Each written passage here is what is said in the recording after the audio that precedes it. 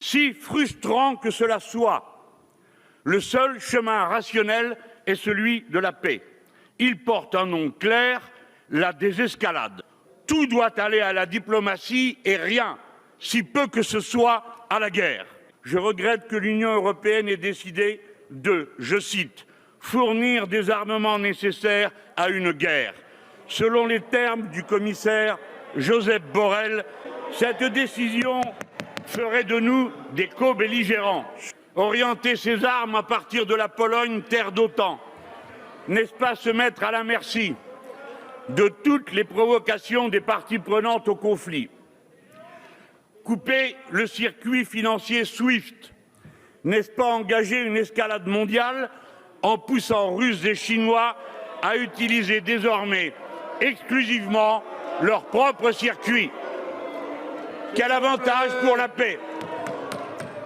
Mieux vaudrait plutôt prendre une initiative diplomatique radicale, c'est-à-dire accepter de traiter franchement la sécurité de chaque nation en Europe. La solution existe aussi, c'est la proclamation de la neutralité de l'Ukraine. Le président Zelensky s'y est dit officiellement prêt.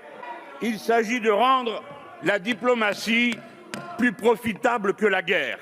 La dénucléarisation du monde doit redevenir un objectif concret de notre diplomatie, puisque la surenchère nucléaire ne peut pas avoir de sens concret. La guerre d'Ukraine vient de le prouver. Le non-alignement est notre intérêt. Dans la situation mouvante de notre temps, nous ne devons être les obligés de personne. La sortie de l'OTAN, organisation inefficace, participe par sa volonté d'expansion aux tensions guerrières sur notre continent. Attention, les postures de va-t-en-guerre pullulent toujours autour des conflits. La démocratie reste un choix d'optimisme politique.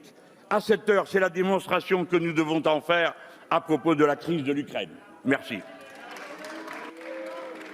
S'il vous plaît.